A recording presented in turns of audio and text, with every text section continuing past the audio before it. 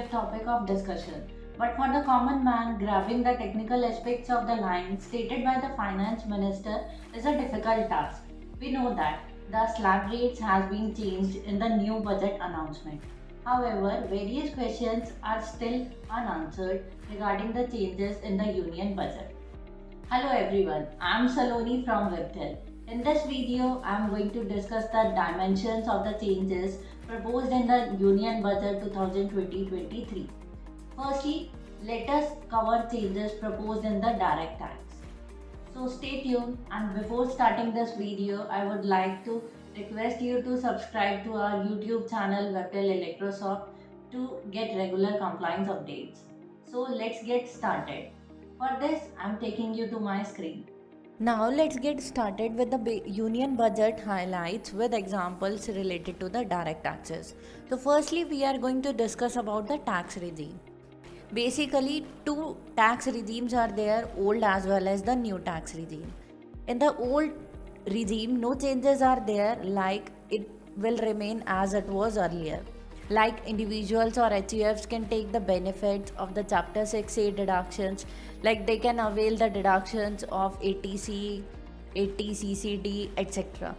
No changes are there in the rebate under Section 87A up to rupees 5 lakh. So if a person is having the income up to rupees 5 lakh, then they can avail the rebate under Section 87A, and no changes are there in the slab rates as well. But if a person is going to opt for the new tax regime, then the new tax regime will become a default tax regime. And if a person is having the annual income of rupees 9 lakh, then they will have to pay rupees 45,000 as a tax.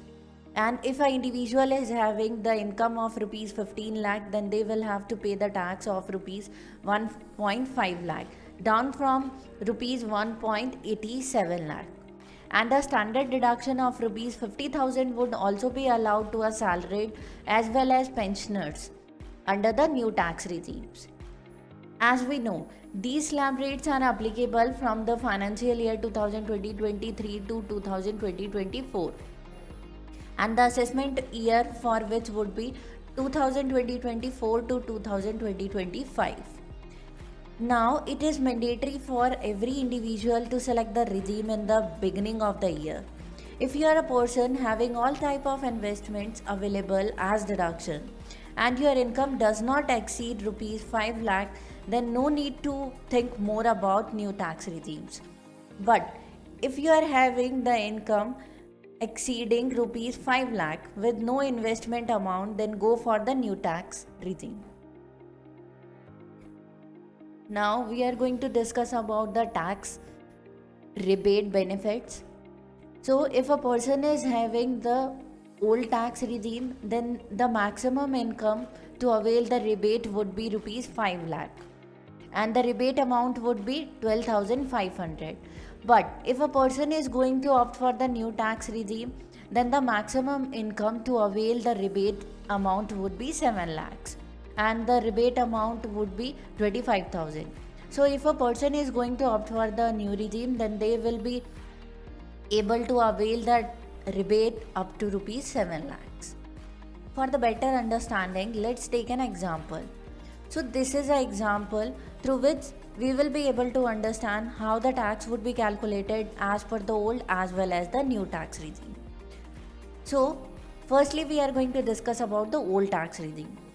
If a person is having the gross total income of rupees 6,50,000 and they are also having the deductions under Chapter 6A of rupees 1,50,000, then the net taxable income would be calculated up to 5 lakh, and the tax amount payable would be calculated 12,500. And as per the old tax regime, a rebate under Section 87A would be allowed up to rupees 12,500. So in that scenario, no need to pay the tax if a person is having the income up to rupees 5 lakh. But in the new tax regime, if a person is having the income up to rupees 7 lakh, and the net tax payable amount would be calculated as per the new tax regime up to rupees 25,000, and a rebate up to 25,000 would be allowed.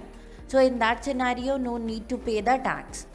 So if a person is going to opt for the old regime, then up to 5 lakh no need to pay any tax. But if a person is going to opt for the new tax regime, then up to 7 lakh no need to pay the tax.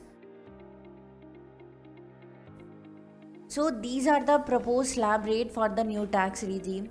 So as per the old regime, if a person is going to opt for the old regime, then up to 2.5 lakh, then no need to pay the tax.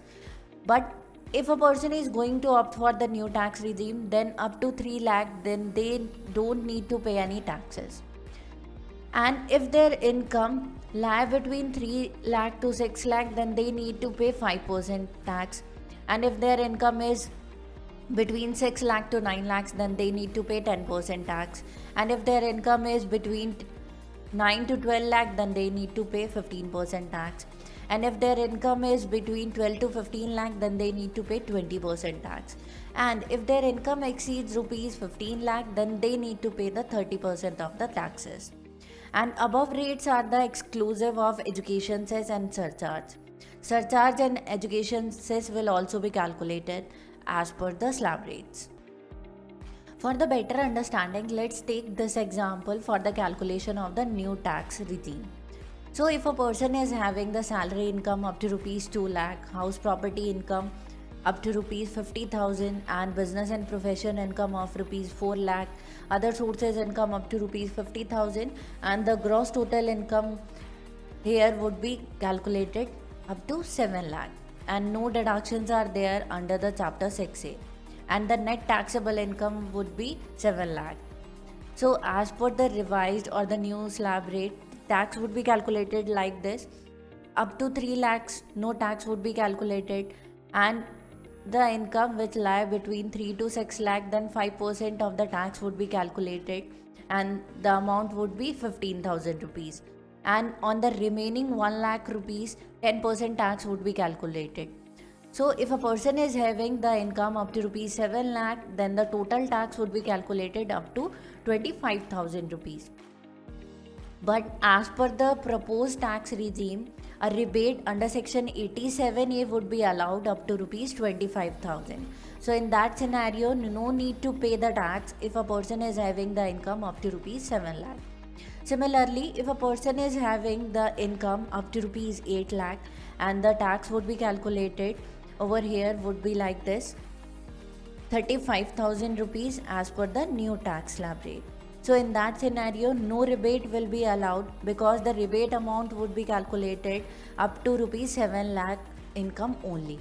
So in that scenario, a person need to pay the tax of rupees 35,000.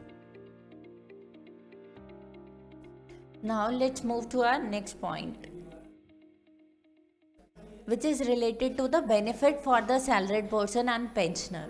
So a new benefit has been provided to the salaried persons as well as the pensioners. This point is related to the private employees. As we all know, a leave encashment on the retirement would be provided. But firstly, we need to understand what is the meaning of a leave encashment. Leave encashment is the amount you get paid for a number of leaves that are accumulated in your total leave balance at the time of retirement or otherwise. The amount you received is exempted under section 10AA up to rupees 3 lakhs. And now this exemption is available to non-government employees as well, which means the benefit of this leave encashment can be availed by private employees also, and the private employees can take tax-free income up to rupees 25 lakhs. Now moving forward to our another point, which is related to a TDS on EPF withdrawal. So if a person is going to withdraw the PF exceeding rupees 50,000 where the PAN is not available, then the current tax rate is 30%, but the proposed tax rate would be 20%. And the tax rate reduced only in the case of PAN not available. Other case, or you can say original rate, would remain the same, which would be 10%. Moving forward to our another point, which is related to the benefits for the MSMEs.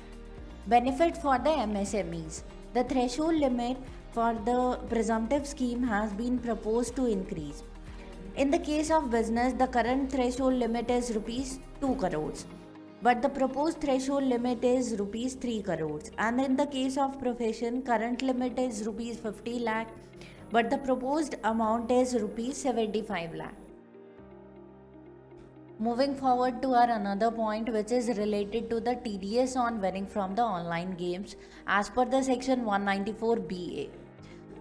So, in the case of online games, it is proposed to provide for TDS and the taxability on net winning at the time of withdrawal or at the end of the financial year. Moreover, TDS would be without the threshold limit of 10,000. For the lottery, cross puzzle, games, etc., threshold limit would remain as it was earlier up to rupees 10,000 for the TDS, and TDS shall be continued to the aggregate winning during a financial year. And for the online games, as per the section 194BA, this would be applicable from 1st July 2023 and no threshold limit would be there. And this section would be applicable at the time of withdrawal or at the end of the financial year, whichever is earlier would be considered under section 194BA. Another point is related to the foreign remittance. So, in the case of foreign remittance for the other purpose under the LRS, and if a person is going to purchase a package of a overseas tour program, then the threshold limit which has been proposed would be up to 20%, and the existing rate for the overseas tour package is 5%, and no threshold limit would be considered in the new proposed rate as well. And in the other cases, the threshold limit as well as the rate would remain the same. But in the case of new proposed rate, in any other cases, the threshold limit would also be considered as the 20%. Last but not the least point, which is related to the higher TDS or TCS for the non-filers under section 206AB or CCA. The person who is non-filer or his TDS has been deducted more than the 50,000, it is proposed to exclude the person who is notified person and the person who is not eligible to file the return. So this is all about the highlights of the budget 2020-23 related to the direct taxes. I hope you have understood that various changes have been proposed in the Union Budget 2020-23. Another video will soon be released by us for a detailed discussion on the changes proposed in the indirect taxes. Share this video with all your near and dear. For better understanding, I am sharing the link of blog available on the budget 2020-23. If you found this video helpful, then visit the link mentioned in the description below and let us know in the comment section. For any doubts or queries, drop a comment down below and we will get back to you. Give a thumbs up and subscribe to our YouTube channel. Next Tuesday, we will be coming up with another interesting video to make compliances better for you. Till then, stay safe and stay tuned with us for better compliance journey.